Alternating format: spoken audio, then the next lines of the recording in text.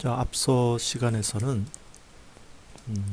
전류 거울이라는 회로를 사용해서 정전류를 만들고 커피스터의 충전 회로와 방전 회로를 부착해서 오른쪽 하단처럼 이제 삼각파를 만들어주는 회로를 우리가 구성했었죠. 이 삼각파의 높이는 3V로 일정하게 이제 제한시켰는데, 제한시키는 그 기준점은 오른쪽 회로에 있는 비교기의 마이너스 단자 그리고 플러스 단자에 들어오는 삼각파가 그 기준이 되겠습니다. 그래서 마이너스 단자에서 기준점으로 만들어진 3V보다 높아지면 스위치가 동작이 돼서 삼각파형의 충전이 이제 멈추고 방전이 개시되는 그런 원리를 이제 앞에서 설명했었습니다. 이 삼각파의 주파수는 이제 좌측에 있는 가변저항을 이용해서 주파수를 조절할 수 있고, 이 가변저항의 값이 0ohm이 되지 않도록 주의해서 돌려주기 바랍니다. 자, 다음에는 이제 우리가 나중에 이제 필요에 의해서 클럭을 만들어주는 이제 일정한 주파수를 갖고 있는 펄스인 거죠. 그 클럭을 만들어주는 회로를 설명하도록 하겠습니다. 이 클럭 발생 회로는 앞서서 설명했었던 삼각파 발생 회로와 붙어서 연결되어 있고요. 오른쪽에 있는 LM393을 써서 한 개의 비교기를 이용해서 사용하고 있습니다. 이 비교기를 동작시키기 위해서는 335ohm의 풀업 저항을 사용했고요. 4번 단자는 그라운드로 되어 있고 8번 단자는 이제 VCC 레퍼런스죠. 5V로 이제 연결되어 있습니다. 그래서 좌측에 있는 LM393과 우측에 있는 LM393은 한 개의 패키지에 8핀짜리 패키지에 들어가 있는 두 개의 비교기를 사용해서 제작을 하도록 구성이 되어 있습니다. 여기 보시면 이제 마이너스 단자가 5V를 기준으로 두 개의 저항이 현재 분할되게 되어 있죠. 그래서 전압 분배 공식을 적용하면 여기에 그러니까 6번 핀에 걸린 전압을 V6이라고 하겠습니다. 6번 핀에 걸린 전압을 우리가 계산할 수 있죠. 그래서 전압 분배 공식을 적용하면 두 개의 저항을 분모에 쓰고 내가 측정하고자 하는 단자의 저항을 분자에 쓰고 그 다음에 전체 입력 전압을 곱해주면 6번 전압이 이제 걸릴 수 있습니다. 그래서 이제 R12 위에 있는 저항이니까 2.2K, 그 다음 밑에 있는 저항이 2.7K, 그 다음에 밑에 있는 전압을 측정하는 거니까 분자에 2.7K를 놓고 KK는 이제 없어지는 거죠.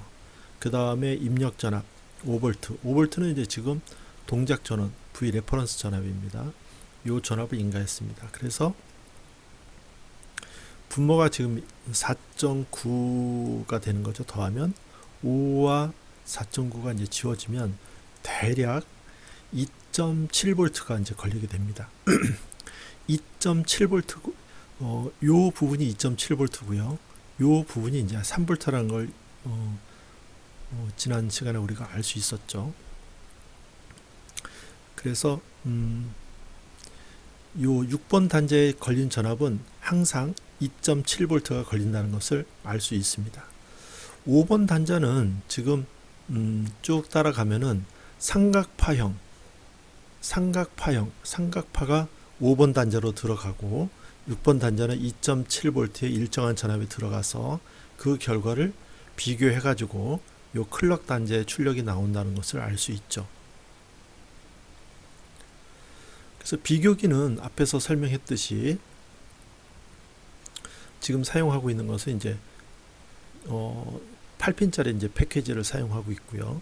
8핀짜리 패키지는 LM393이라고 써 있는 것은 메이커에 관계없이 오른쪽처럼 한 개의 패키지에 두 개의 비교기가 들어가 있습니다. 그래서 4번 핀은 그라운드로 들어가 있고 8번 핀은 VCC인데 우린 현재 5V를 사용하고 있고요.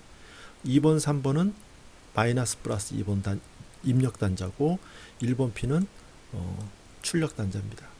그 다음에 5번과 6번은 오른편에 있는 비교기 입력이고 7번 핀은 오른쪽 비교기의 출력 단자가 되겠습니다. 비교기인 경우에는 반드시 이 풀업 저항을 사용한다는 것을 여러분들이 염두에 두고 실험을 하시기 바랍니다. 지금 현재 이 비교기의 동작 전원은 이제 그라운드에 대해서 5V를 인가한 상태가 되고요. 현재 335ohm의 저항을 사용하고 있습니다.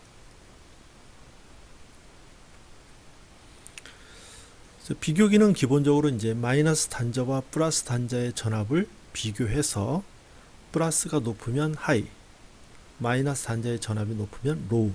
그래서 이제 로우와 하이 그 두 개 중에 하나만 출력으로 내 보내주는 그런 이제 그 회로가 되는 거죠.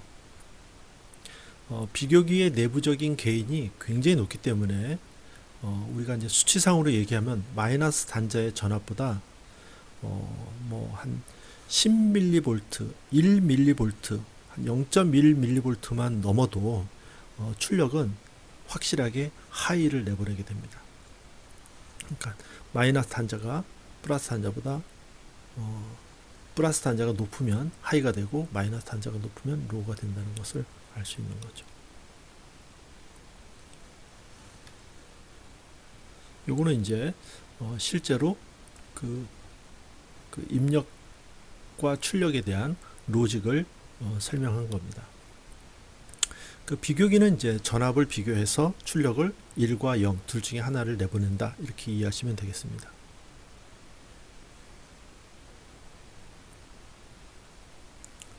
자, 그런 이제 클럭 발생 회로를 우리가 이제 파형을 보면서 설명하도록 하겠습니다. 우측에 있는 비교기는 6번이 마이너스, 그 다음에 5번이 플러스 단자로 되어 있고요. 7번이 출력으로 되어 있습니다. 5번 핀은 앞에서 언급한 삼각파 발생 회로에 삼각파를 입력으로 하고 있습니다.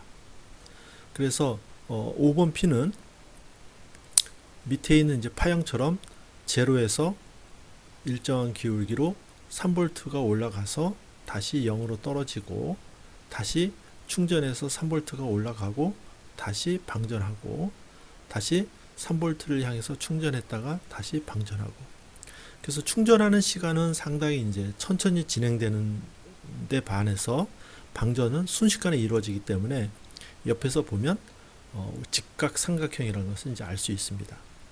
그리고 이제 높이는 정밀하게 우리가 3.0V를 기준으로 이 좌측에 있는 FET를 동작시키기 때문에 삼각파의 높이는 정확하게 3V가 된다는 것을 이제 우리가 알 수 있죠. 이 파형이 5번 핀에 들어가게 됩니다. 5번 핀에 플러스 단자죠. 그래서 삼각파가 플러스가 됩니다. 자, 6번 핀은 두 개의 저항이 일정한 전압을 분배해서 나눠갔기 때문에 저항비에 의해서 6번 전압이 걸리게 되는 거죠. 그래서 아까 이제 설명했지만 대략 6번 핀의 전압은 3V보다 낮은 전압, 대략 2.7V 정도가 될 것 같아요.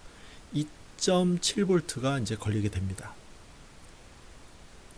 그러면 삼각파와 2.7V가 비교가 돼서 7번 핀의 출력이 나올 텐데 삼각파의 전압이 높을 때만 출력이 하이가 되는 거죠.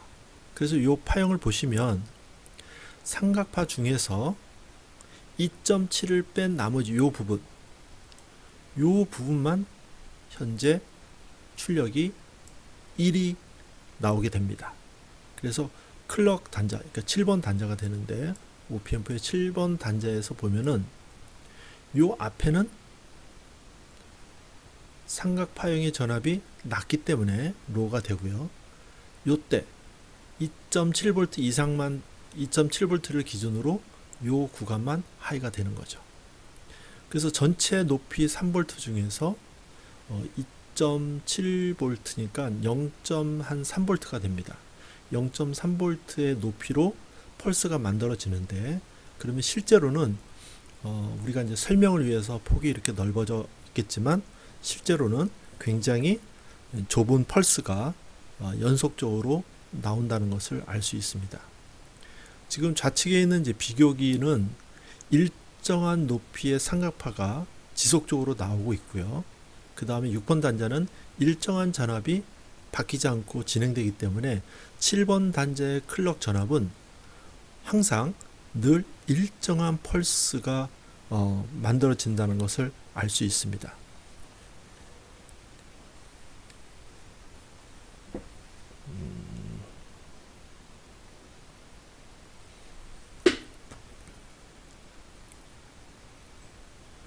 자, 그럼 이제 우리가 클럭 발생 회로를 이제 설명을 했고요. 그다음에 이제 이 PWM 제어 모듈의 가장 중요한 이제 핵심 기능인 PWM 발생 회로에 대해서 이제 설명하도록 하겠습니다. PWM 발생 회로의 PWM은 처음에 이제 설명했지만 Pulse Width Modulation의 첫 글자를 딴 약자로 설명을 하고 있고요. 일반적으로 펄스 폭 변조 회로다, 이렇게 이제 보통 얘기를 하고 있습니다.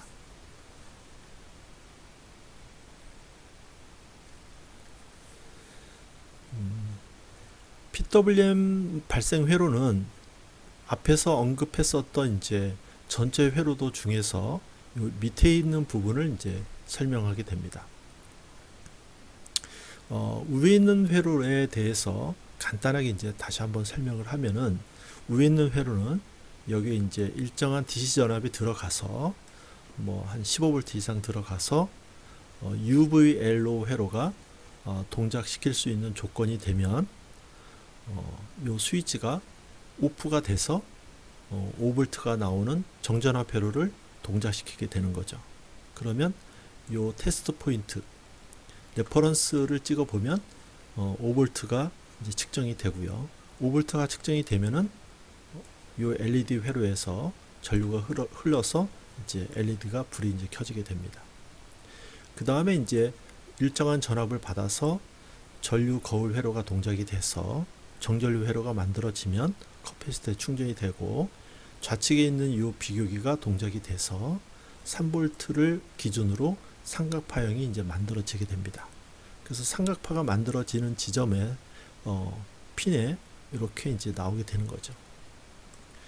그 다음에 이제 두 번째는 오른쪽에 있는 클럭 발생 회로가 만들어지는데, 클럭 발생 회로는 최소한의 펄스 폭을 갖고 있는 일정한 주기를 갖고 있는 펄스가 이제 만들어집니다. 높이는 물론 이제 5V가 되겠죠. 그래서 클럭 회로에서 만들어진 것은 이 부분에서 이제 내려오게 됩니다.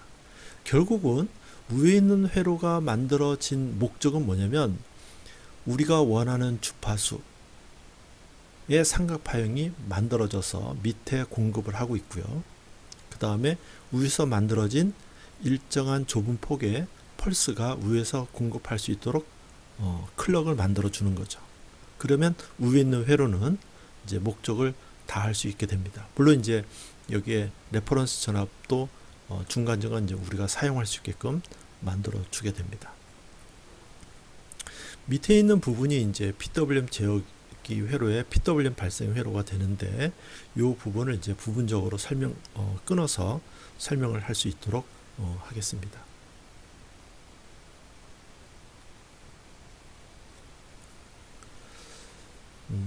우리가 이제 OPMP는 두 가지 종류가 있다고 그랬어요. 하나는 증폭, 하나는 비교.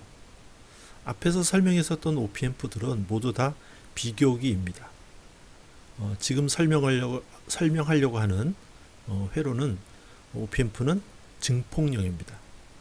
정확하게 얘기하면 5차 증폭기입니다. 5차 증폭기. 5차 증폭기 중에서 가장 널리 알려진 것 중에 하나가 LM358이라고 알려져 있는 OPMP입니다. LM358의 이제 핀은 밑에 이제 그림에 나와 있지만 8핀처럼 되어 있고요. 8핀 소켓으로 되어 있고, 얘는 이제 SMD, 얘는 리드 타입으로 되어 있죠.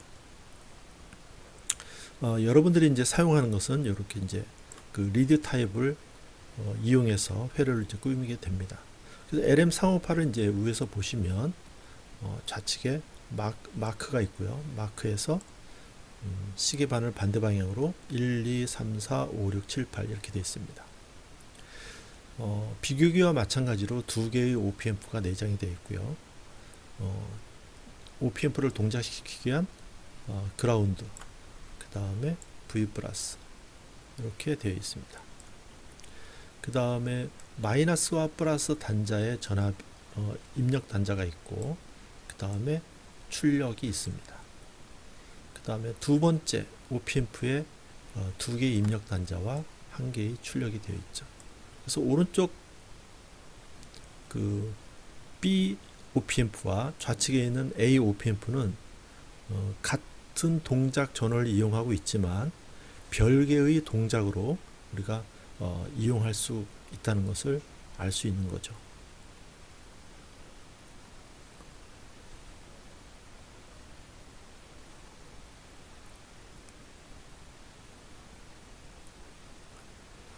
자, 일반적으로 우리가 이제 OPM프를 이용해서 어떤 이제 오차를 증폭하기 위한 오차 증폭기를 이용할 때에는 일반적으로 이제 반전 증폭기라는 것을 이용하게 됩니다.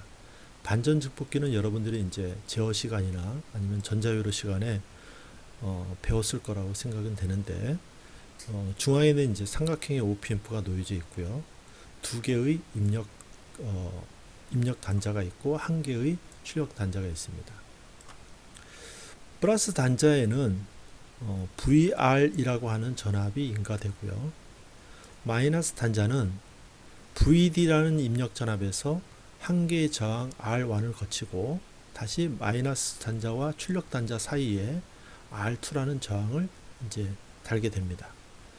요 구조가 이제 우리가 흔히 얘기하는 반전 증폭기가 됩니다. 여기서 말하는 반전이라는 것은 뭐냐면 반대가 된다는 뜻이죠. 여기서 말하는 반대라는 것은 이제 증가량을 얘기하는 겁니다. 그래서 일반적으로 어떻게 사용하냐면 VR은 일정한 전압을 인가하고요. VD는 이제 변화하게 됩니다. 변화하게. 그래서 VD가 증가하게 되면 출력은 감소하게 되고요.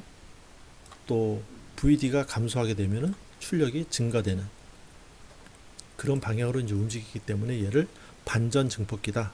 보통 이제 이렇게 설명을 합니다. 그래서 이제 VD와 VC의 전압 이득이 상당히 중요한 이제 내용이 되는데, 그 내용을 하나씩 설명할 수 있도록 하겠습니다. 우리가 이제 OPM프의 증폭 기능을 이해하기 위해서는 OPM프의 이상적인 특성을 우리가 이제 먼저 공부를 하고 접근을 하는 게 좋을 것 같아요.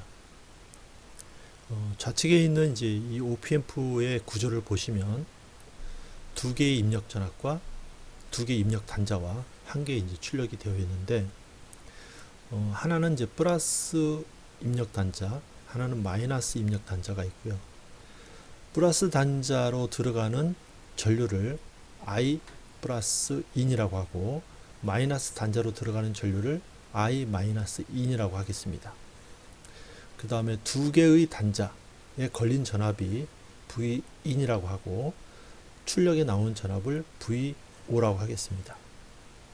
이 화살표는 플러스 단자와 마이너스 단자를 중심으로 들여다본 입력 임피던스라고 하겠습니다. 그 다음에 출력 단자에서 OPM프 안을 들여다본 방향의 임피던스를 G5라고 하겠습니다. 그래서 이 경우에 우리가 이제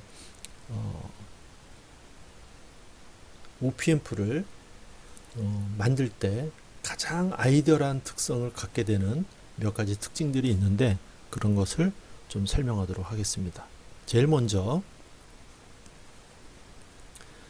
플러스 단자와 마이너스 단자 사이에 걸린 전압은 전위차가 제로가 됩니다. 없단 얘기죠. 그래서 플러스 단자가 예를 들어서 5V가 걸리게 되면 마이너스 단자도 5V가 걸리게 됩니다. 그래서 두 개의 전압의 전이차는 존재하지 않는다. 0이 된다. 그게 이제 이상적인 연산즉복기의 특징입니다. 두 번째는 마이너스 단자로 들어가는 전류가 제로가 됩니다. 그러니까 거의 임피던스가 커서 내부로 들어가는 전류가 없다라는 얘기죠. 거의 제로에 가깝습니다. 또 플러스 단자로 들어가는 전류가 제로가 된다. 그러니까 얘도 마이너스와 마찬가지로 플러스 단자의 입력 임피던스가 굉장히 크다라는 것을 알 수 있죠. 그 다음에 이제 플러스 단자와 마이너스 단자 사이에 이 두 단자 사이의 입력 임피던스는 무한대가 된다. 그러니까 결국은 전위는 같지만 임피던스가 크기 때문에 들어가는 전류가 제로가 되는 거죠. 그래서 전이차는 제로이고 들어가는 전류도 제로인 상태가 아이디얼한 이상적인 연산즉복기의 특징 중에 하나입니다. 출력 단자로 보게 되면 출력 단자의 임피던스 G5는 반대로 제로가 됩니다.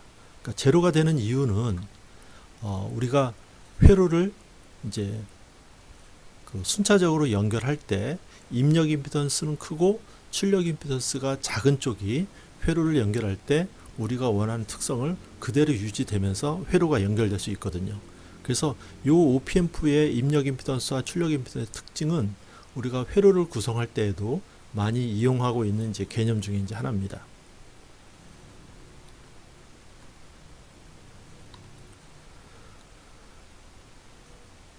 그리고 이제 내부의 그 전압 이득이 이제 굉장히 높기 때문에 요 입력 전압의 변동값,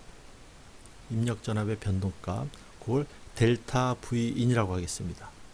뭐 아까 이제 제로라고 했지만 입력 전압의 변동값이 굉장히 작은 양이 있다면 여기에도 어떤 이제 출력 전압이 거기에 이제 반영이 될 텐데 입력 전압 변화량분의 출력 전압의 변화량을 우리가 직류 이득이라고 하고 이때 직류 이득 값은 거의 무한대에 가깝다.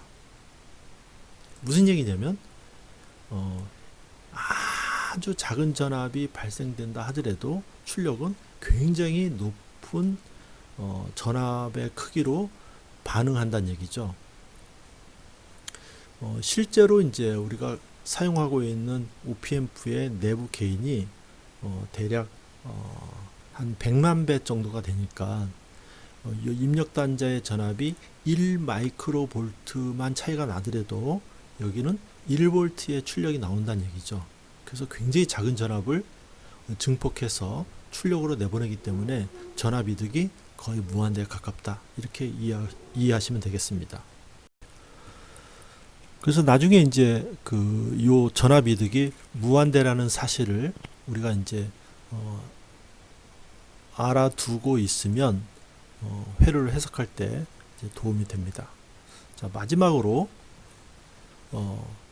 밴드위드스가 무한대가 된다. 여기서 말하는 밴드위드스라는 게 뭐냐면 여기에 이제 DC 성분이 들어갈 수도 있지만 시간에 따라서 변하는 이제 신호가 여기에 들어간다면 요 위에 있는 전압 이득이 무한대라는 이 사실은 주파수가 크거나 작거나 관계없이 일정한 전압 이득을 굉장히 높은 전압 이득을 유지한다. 그러니까 주파수에 관계없이 위에 있는 특징을 그대로 유지한다. 라는 가정하에서 우리가 이제 보통 연산즉복기의 특성을 이론적으로 이제 접근할 수 있는 거죠. 연산즉복기, 이상적인 연산즉복기의 특성은 우리가 이제 꼭 전력전자 시간뿐만 아니고 다른 과목에서도 이제 중요하게 다루고 있는 특성 중에 하나입니다.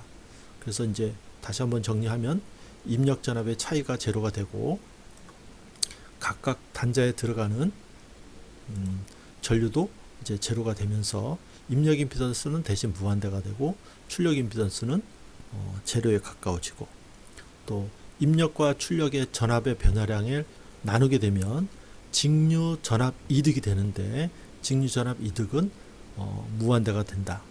그 다음에 이제 이러한 무한대의 특징은 주파수가 있는 신호가 들어간다 하더라도 이 값은 변하지 않는다.